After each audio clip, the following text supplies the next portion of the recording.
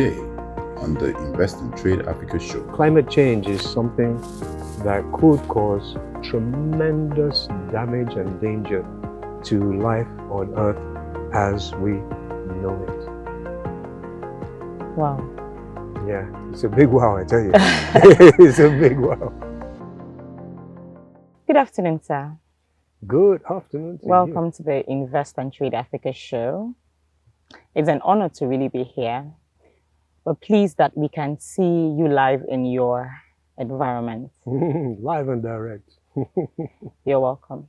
So, sir, what exactly is climate change? Climate change is the most dangerous thing that has happened to humanity, because what it is doing is it's bringing some aberrations into a perfect atmospheric system. When you consider that this beautiful little planet Earth, this marble in the sky, which is tantamount to heaven's poetry to us, is the only planet in the whole of the solar systems that can actually support life. And one of the major reasons why planet Earth can support life is because of this incredible, intricate mix of gases in the atmosphere. These different gases include carbon dioxide, carbon monoxide, helium, even water vapor is a gas, ozone, different gases in very specific ratios. And these gases have different roles. Some of them, very important role, they block the ultraviolet rays coming from the sun, so that there's just a small dose of ultraviolet comes. And that helps with plant life and so on. If there was too much, you'd have cancer. Other gases, like the carbon dioxide, are what they call greenhouse gases. And they trap a certain amount of heat, just a specific amount of heat in the Earth's inner atmosphere that makes the Earth a livable planet. So it's not too hot like some of our neighboring planets to support life, and it's not too cold. So these greenhouse gases have been in a specific mix, a specific ratio. So basically what they're doing is keeping the temperature at a average, steady pace. But we have been putting too much of these greenhouse gases into the atmosphere, and it's now heating up the Earth. And that heating of the Earth is beginning to change the climate patterns. It's beginning to cause major disruptions. And one of the manifestations of those major disruptions is that you will get a once in 100 years hurricane coming twice in 10 years. Or you'll get these huge tsunami waves. Or you get the melting of the ice caps. Or you get the dieback of forests.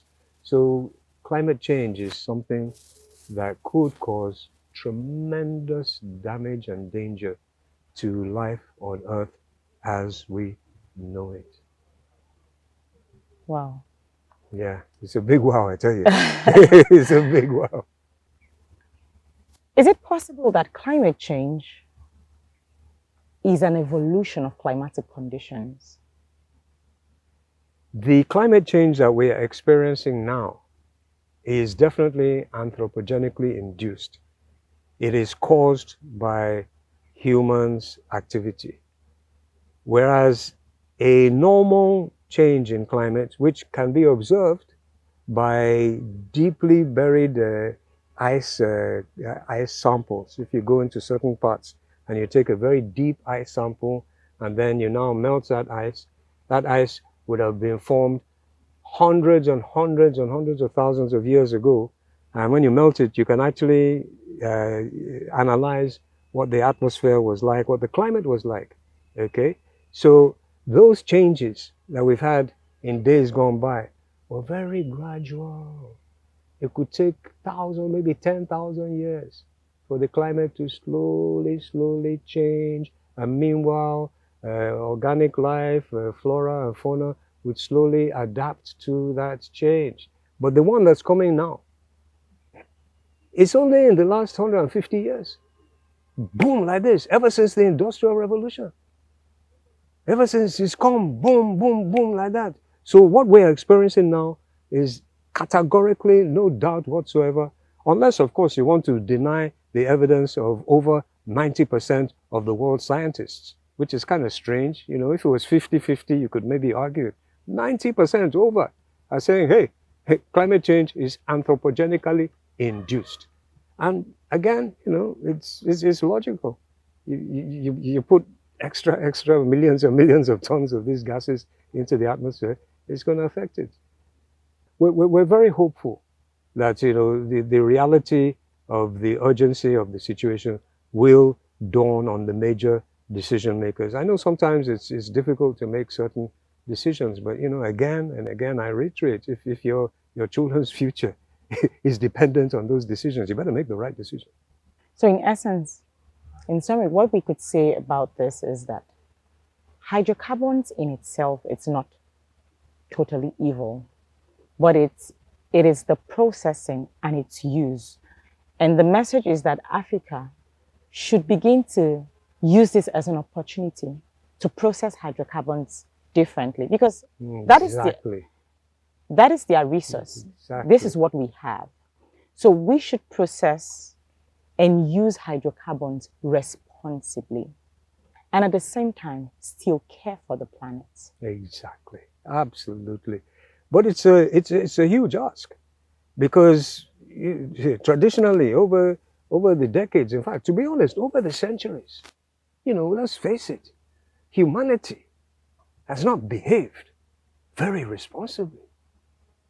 We've just been perpetrating all kinds of destruction against each other. The technologies that we develop, a lot of those technologies were actually developed because of war efforts, because we wanted to have more effective weapons to fight and to destroy and to kill and to, you know, do terrible damage. You know, we've been doing this for centuries, and it's now turning around to affect us, because whilst we were doing it against ourselves over the centuries, it was bad enough. But recently, with the development of our technology, we've been doing it against the planet. And the planet just responds to fundamental laws. One of Newton's most fundamental laws was that for every action, there is a reaction. If you plant cassava, you as they say in our lingo, you no go harvest cocoyam. What you plant, you reap. So what we need to do now is add the right value to the hydrocarbons, but more importantly, ensure that they are extracted, transported, and deployed responsibly. If not, then we're just adding to the problem. And believe you me, it's like it's like having your children in a house, God forbid. And then what you're doing is actually setting fire to the house because it's profitable. If you had something like a welding, you know, this welding uses a lot of electricity. So you're a welder, you're welding in your garden, and you're using a lot of too much electricity in your house, and it's burning the wires, and people are telling you, hey, smoke is coming out of your house. Your children are in the house, and you say, no, I can't stop, it's too profitable, I'm making money from the welding, and you continue, and then your house catches fire with your children in it. I don't think anybody in their right mind. And that's why the Secretary General said what we are doing with humanity is actually, it's not sane. We need to restore our sanity and start behaving like our brothers and sisters keepers. So I get some points from what you've discussed, in that Africa itself, it's a very rich continent. Very. So in that case, Africa is now a home to solution for climate change, in the sense that we have on one hand those who are trying to provide solutions to the environment, should take advantage of the tropics in the sub-Saharan desert. Exactly. And the other hand, the processing value of hydrocarbons in Africa, there are companies around the world who still want to be in the business of processing hydrocarbons, could also come to Africa, which has this opportunity to do so. Exactly, exactly. This is a good destination for them, and the only criteria is that it has to be done responsibly, and unfortunately, it's been done far too irresponsibly over the years. Fantastic. Thank you so much for being on the show. We take your message. Process responsibly. Absolutely. Care for the creation. Replenish the earth. Thank you very much, sir. My pleasure.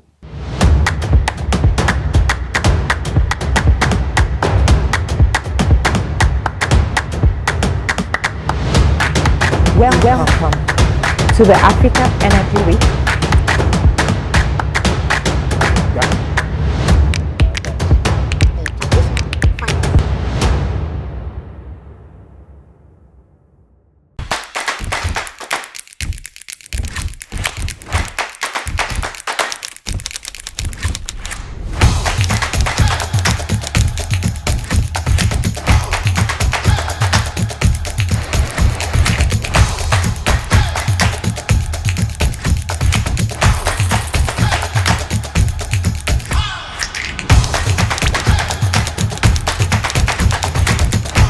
Invest and Trade Africa Show, the one-stop show that brings to you all the pieces of information of investing and trading with Africa. The Africans are going to drive the energy narrative for Africans, not the rest of the world. The energy transition, what are you doing? Yes,